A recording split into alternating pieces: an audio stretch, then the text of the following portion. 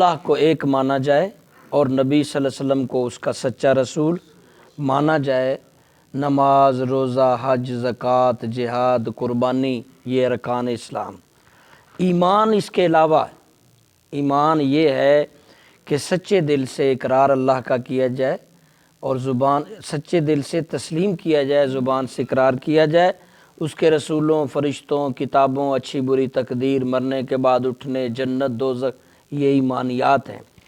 اس حدیث میں ڈیٹیل سے میں آپ کو بیان کر دیتا ہوں کیونکہ سنڈے ہے، آج سنڈے کو حدیث پوری پڑھی جاتی ہے۔ ابن عمر رضی اللہ بھی اس کے راوی ہیں، ابو ہریرہ رضی اللہ بھی راوی ہیں، اور خود حضرت عمر فاروق بھی راوی ہیں۔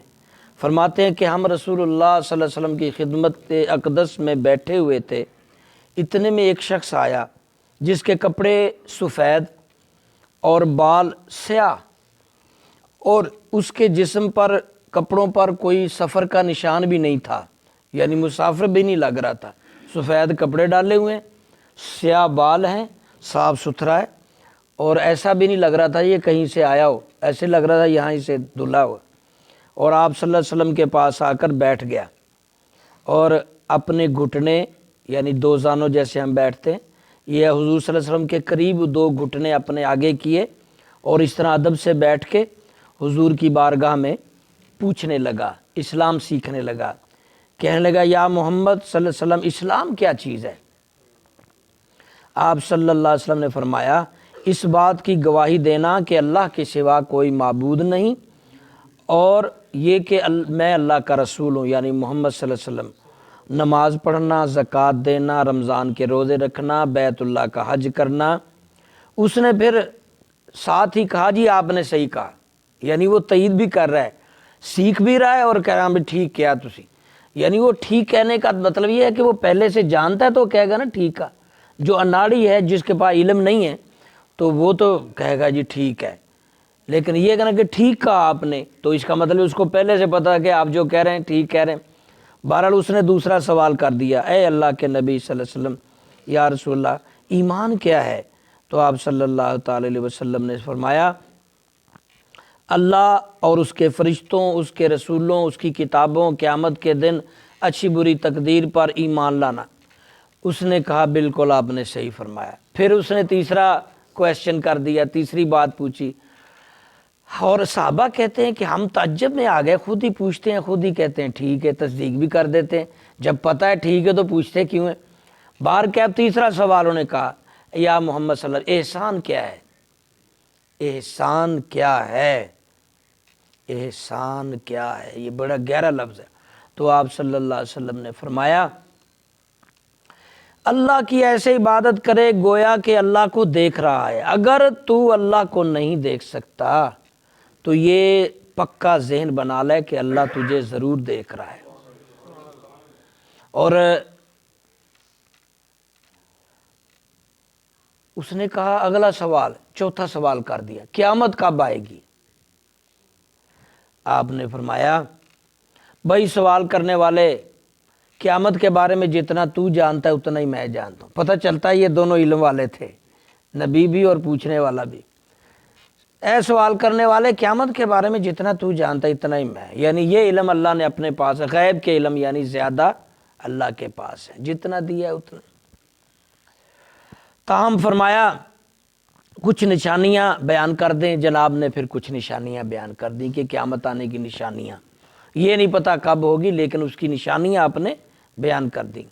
فرمایا جب لونڈی اپنے آقا کو جننے لگ جائے گی، ملازمہ، سیکٹریاں، نوکریاں جو لڑکیاں رکھتے ہیں نا، سیکٹریاں، ہاں جی، بڑی بڑی ملازمہ، پھر وہ ایک دن ماں بن جاتی ہے۔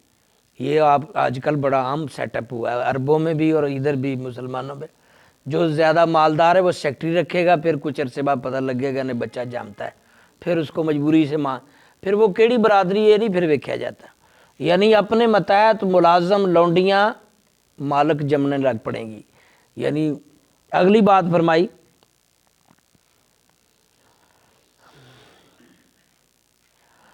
ننگے جسم، ننگے پیر والے چرواؤں کو تو دیکھے گا بڑے بڑے محل تیار کرنے لگیں گے، یہ جتنے عربی ہیں نا، یہ دبئی، یہ سعودیہ، یہ بڑے بڑے جو محلوں کے بڑے بڑے ٹاور بنا رہے ہیں، ان کے دادا کا پوچھو، وہ اونٹ چراتے تھے، بکریاں چراتے تھے، بھوکے نہیں۔ انگریزوں نے آ کے ان کو یہ سبق دیا، اور آج یہ بڑے چڑو کھتو اور ایسے ہو گئے جیسے دنیا میں ہم بھی فرعون ہیں، طاقتور ہیں۔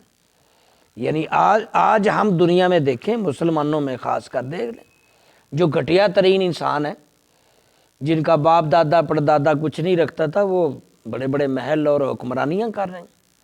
موجودہ سیاستدانوں کی بیک گراؤنڈ دیکھ لیں کیا ہے۔ ہاں جی،